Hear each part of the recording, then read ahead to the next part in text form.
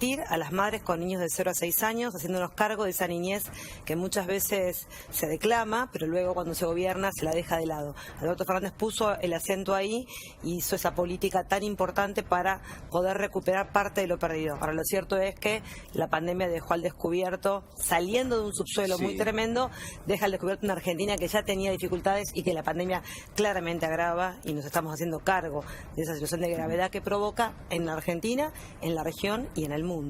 ¿Y cómo uno puede interpretar este escenario, ¿no? Porque vos marcabas muy bien el arranque de este año.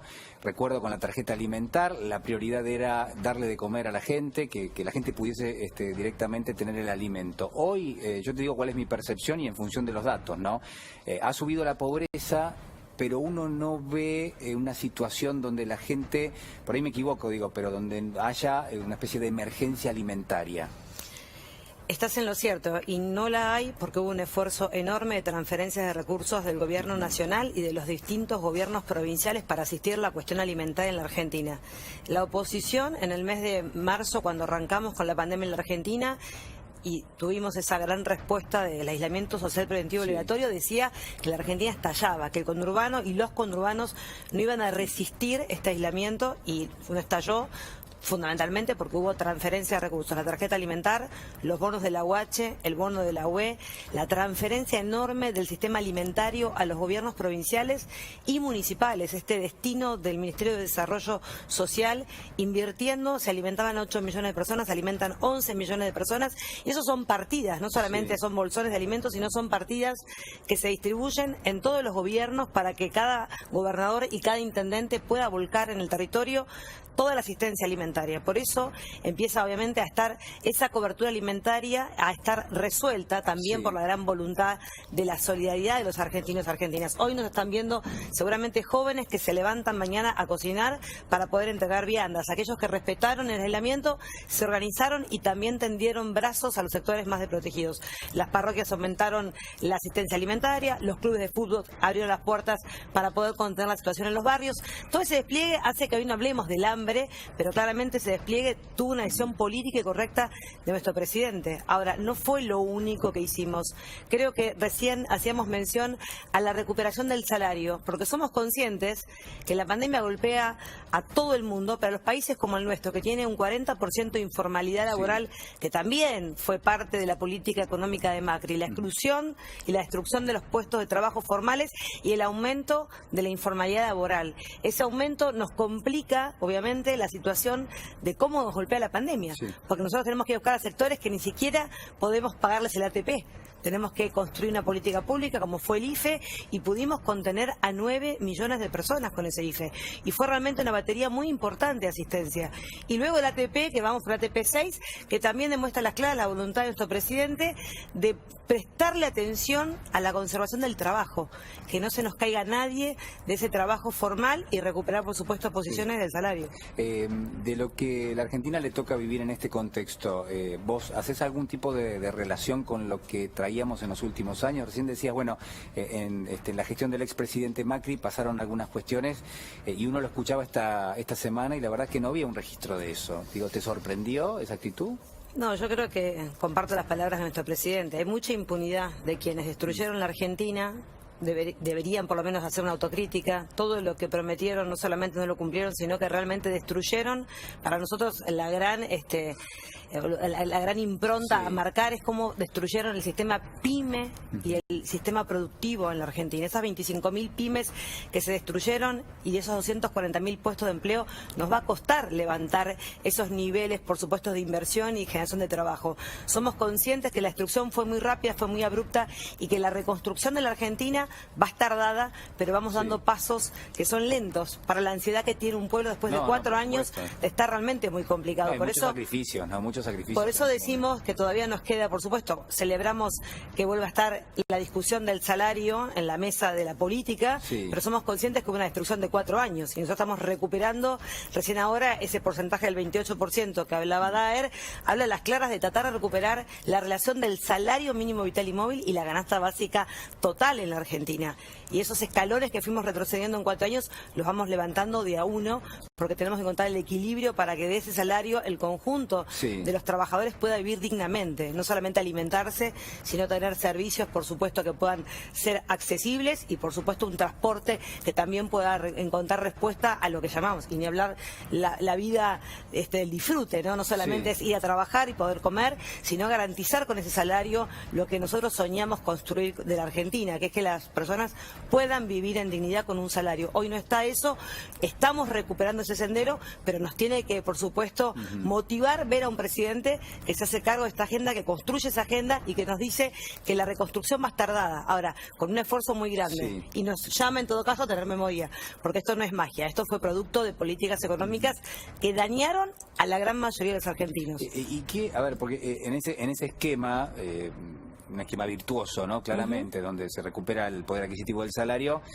hay un engranaje que es muy importante, que es el mercado de trabajo. Digo, ¿cómo hace este gobierno para tratar de estimular ese mercado de trabajo, teniendo en cuenta que por ahí hay un sector privado que en este momento está mirando para otro lado, necesita de estímulos, necesita directamente tener la idea de que se va a generar una cierta demanda agregada? Mira, yo soy muy optimista en términos de que dialogamos con las cámaras empresarias de la Argentina permanentemente, y resaltan algo muy importante. Si en pandemia nuestro presidente, el ministro de Desarrollo Productivo y el ministro de Trabajo pudieron sostener a 445.000 pymes en el primer pago del ATP y siguen sosteniendo todos los meses el pago de 2 salarios mínimos vitales y móviles, pero además pusieron la banca pública como nunca antes al servicio de ese capital de trabajo para que las pymes enciendan, poder comprar los insumos con una banca pública que te financia ese arranque de tu fábrica con una tasa subsidiada entre el 10 y el 24%. No existía esa Argentina antes. Y lo que estamos viendo es que eso genera una expectativa positiva,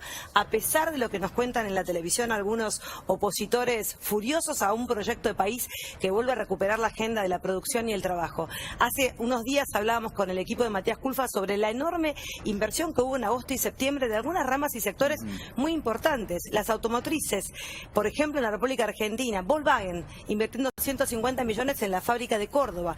3 turnos va a tener esa fábrica de Córdoba. Esos son trabajos, eso es mano de obra que se incorpora al mundo del trabajo. Toyota y Mercedes-Benz recuperando la capacidad de fábrica con los turnos que tenían previo a la pandemia. Nissan en Argentina, 130 millones de dólares. El Peugeot que se empieza a construir con una inversión de 320 millones de dólares. Ese Peugeot 208 que lo vemos en la calle se importaba en la era de Macri, ahora lo producimos en la Argentina con posibilidades de exportación al mundo. O sea, hay un cambio radical. Yo veo un equipo de gobierno que está permanentemente mirando a ese empresariado argentino, diciéndoles la matriz impositiva que soñamos con el equipo de Alberto Fernández es una matriz impositiva que apuntale al sector productivo industrial de la República Argentina y que castigue más en términos de presión impositiva a la riqueza parada, a ese patrimonio que necesitamos que se invierta y que en todo caso no sea un negocio tener ese colchón, digamos, sin inversión. Tiene que haber, obviamente, impulso a la inversión en la Argentina y nosotros lo vemos permanentemente. Ayer nuestro presidente estaba inaugurando otra fábrica, o sea, todos los días hay inauguraciones de hombres y mujeres que invierten, a pesar del intento devaluatorio de un sector de la Argentina a los que lo llamamos permanentemente a la razonabilidad. 40.9 de pobreza tiene la Argentina, 10.5 de indigencia. No hay Argentina posible, ni siquiera para ellos, si esta Argentina se destruye. Necesitamos recuperar estas posibilidades para todas y todos, y eso es responsabilidad del gobierno. ¿Y quiénes son esos sectores, no? Porque mi sensación es, hay una agenda, esa agenda habla de inversión, habla de desarrollo, habla de crecimiento y sobre todo habla de una recuperación. Hace falta una recuperación enorme porque la pandemia pegó en el peor momento de la Argentina. Digo, ahora al mismo tiempo hay quienes están discutiendo otra cosa, hay quienes están tratando de generar una devaluación, de quedarse con, creo yo, no sé, con mayor poder en términos económicos porque están posicionados en dólares.